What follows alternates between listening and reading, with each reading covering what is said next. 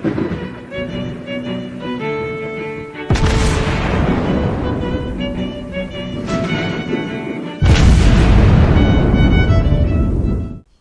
everyone, and welcome back to World of Warships Blitz with Terry. Today we are looking at the only epic commander in the Pan-American tech tree, Duquesa Isabel, and I have tried to find out who she was. And I don't think that was necessarily a real person that had anything to do with naval affairs in any fashion.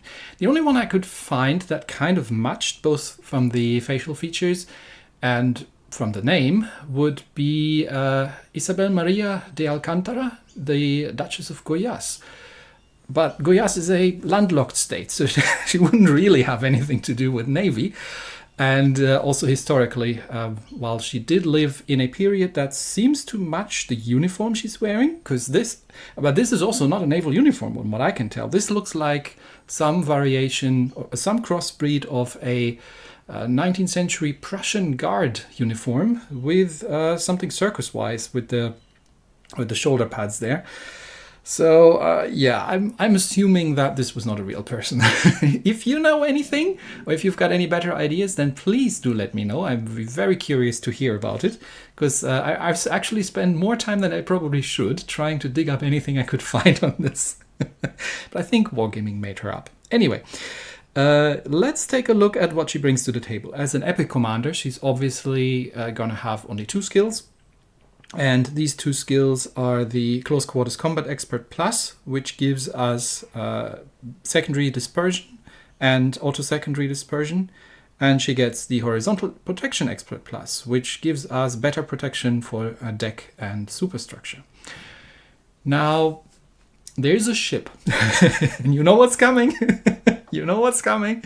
There's a ship in the game that has gotten its deck protection nerfed, which was a bit of a woohoo, really. But the whole affair, but it was thoroughly necessary because that ship was utterly stupid. And it's still extremely powerful, but it's no longer utterly stupid because the deck has been brought down to reasonable measures, which makes sense, of course, to have the epic commander buff it right back up again, and that is the Atlantico. And yes, I will be playing around in this stupid thing, but only one. And since I set myself that artificial limit to only ever play 1 round in this ship if I need to make this video, just to show off that commander, let's have a very quick look at what I've done to the Atlantico, because if I only get to play it once, I may as well double down on the stupid. So we have the Warpaint camo, which is not the historical camo. Historical camo looks a little better, but the historical camo is just giving us the standard battleship set, whereas this thing gives us secondary battery range, because that's what you need, and surface detection, because that actually makes a lot of sense on this ship as well.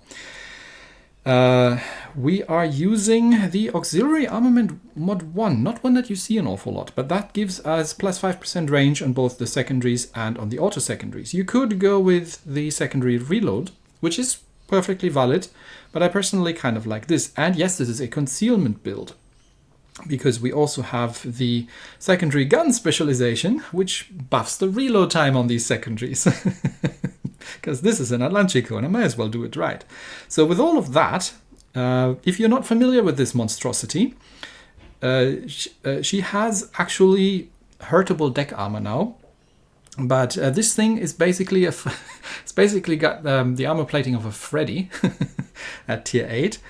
The main batteries hit reasonably hard, but they have brought the reload down to Italian levels of 28 seconds, which is fine because this thing's all about the secondaries, which they haven't touched.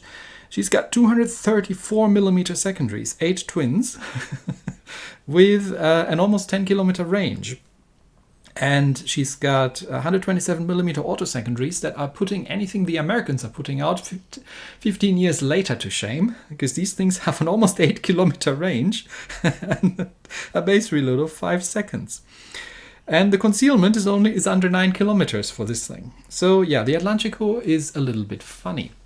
But we're not talking about the Atlantico today. We're talking about, is it worth getting this epic commander if you happen to have the Atlantico, or the Rio for that matter, because the Rio isn't a terrible ship either, but it's a tier 5. So Does it make sense to get that epic commander if she's ever available anywhere? Let's see a battle. And no, not in the Rio, in this thing.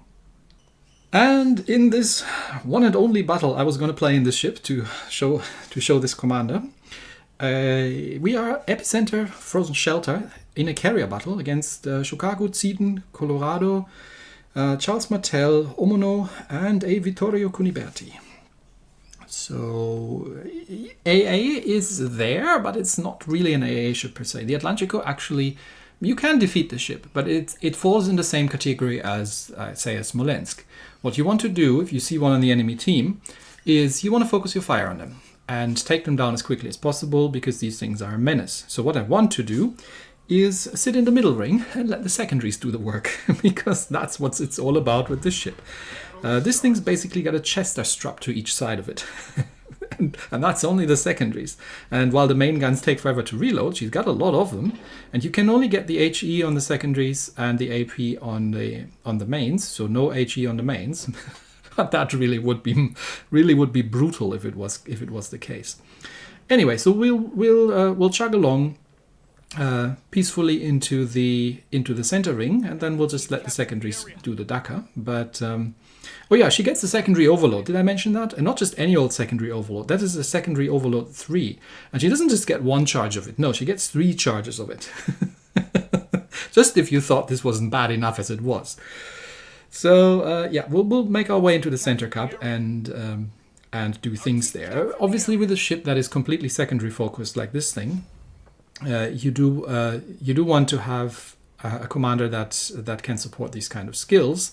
So it's not a bad choice, right? The bigger question is, do you need the skills, or can you just get away with a regular commander? Is it worth, spending gold on or gambling for? Well, we're getting some sneaky shots out at the Italian destroyer, but missing. And there's a bot New Orleans, which is almost in range, but I'm not going to waste my secondary overload on that thing. She's already in secondary range anyway. I've got better things to shoot at, like that Charles Martel over there. Hello, Mr. Martel. Can we get the main guns trained and reloaded, please? While yeah, secondaries just deal with the New Orleans. And the auto secondaries are opening up as well now, and it's dead. Charles Martel, hello. There might be torpedoes in the water, but I'm not planning to stop anyway. However, we can use the secondary overload and just get ourselves a bit more range and just keep shooting the Charles Martel. And the auto secondaries are making themselves useful as well at this point by opening up, I think, at the Tsidon on the other side. Atlantico doesn't have an awful lot of hit points, so you do need to manage that a little bit, but I think the Charles Martel is thoroughly not enjoying the attention he's getting. And yeah, there's an Omono over there, which means there are probably more torpedoes in the water. But I'm now where I want to be. I'm now in the center cup, and there comes the carrier. So we do have to manage our health a little bit and watch out what we're doing with our damage control. But Tsidon looks flammable. Let's see what we can do about that thing then, shall we? Tsidon obviously has torpedoes as well, and a decent set of secondaries, but we'll make ourselves useful here.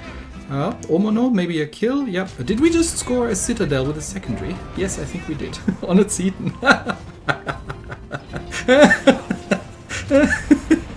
Okay, I haven't paid it. Oh, yeah, hello, Mr. Cuniberti. Oh, yeah, torpedoes. Yes, I see them. It's fine. It's fine. I've got the Damacon ready. Yeah, it's a flood. It's fine. It's fine.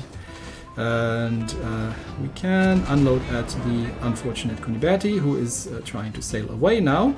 Yeah, you don't want to stand around there. Now, please no permaflood if we can avoid it. Carrier obviously knows what he's doing. This is Tier 8 after all. But I've got a heal coming off. I'm just going to go forward. And we're going to try and again set the Tsidon on fire. While the carrier has not managed to get a permaflood, which is much appreciated. And there comes the secondary overload. And there comes the Dakar. And this is just nasty. Honestly, this is just really nasty. There come the auto secondaries. Whee! There goes the Tsidon. And he's like, no, I'm not doing that. Okay, yeah, you go. Bugger off, you. I've got better things to do. Oh yeah, and there come the Tsidon's torpedoes. That's why I haven't been sitting around there. How is it looking? Only 2 kills so far, but the Titan is behind the island now. Duquesa now can finish him off. My team is completely uninterested in the capture circles, except for the Kagero, to his credit, who is now up against the Kuniberti, which is not a fight that he probably wants to take. These should be Kuniberti torpedoes again. But we have okay, of course he gets the insta flood, and I have to waste the Damakon. Oh well.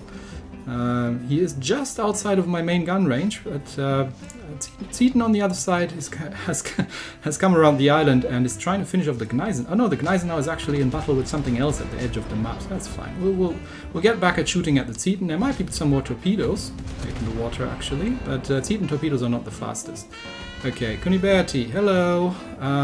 Are you out of smoke screen? I believe you might be out of smoke screens.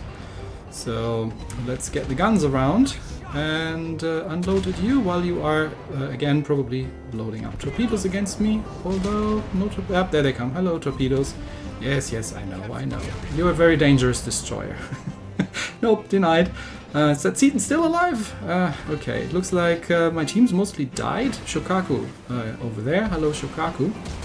And again, we just want to place ourselves somewhere where we can make use of our secondaries. The auto secondaries are operating independently, and I've still got the overload running on the 234s. There comes the Shokaku. Is that going to be a flood? Maybe not. Yeah, this is a flood, but I still got another Damakon ready, and we can finish off the Shokaku with the auto secondaries. And the Titan has died. Lexington's taken him out. Shokaku is going to die to my auto secondary, so I can already help the unfortunate Kagero against the Italian destroyer, which has been surprisingly resilient to dying. Okay, please no flood. I could do without a flood now. Shokaku, thank you. We dodge one. Yes, we dodged one. No flood. Perfect. We've held the center cup all the time, so even though the enemy team has been holding the rest of their capture circles, and while we're landing a couple more good shots on the Kuniberti, it's just me and the carrier left versus Kuniberti and the Titan, I think. And Titan has died. So there's one battleship that was fighting the Duquesa now, all the way on the other side of the map. So I doubt that he's going to be getting back in time. And I can now capture the middle ring. And yeah, I'm in an Atlantico. If the Kuniberti decides to come around the corner, he's a very, very dead Kuniberti. If he decides not to come around the corner, he's also a very dead Kuniberti because we have a carrier. The enemy team doesn't. Because of my secondaries. So we've got 15 seconds left to make something happen. Kuniberti, are you coming out? You want to have a go? I've got my secondaries trained. You want to go? Carrier, can you respot this guy in 6 seconds? So I can still get shot off? Where is he? Give him to me. 1 second. Nah, too late. Okay, there he is. Oh, he's run away. Okay. Run away! So this is the Atlantico. Still an utterly broken ship if you don't focus it down early. But if you do, it's very much defeatable.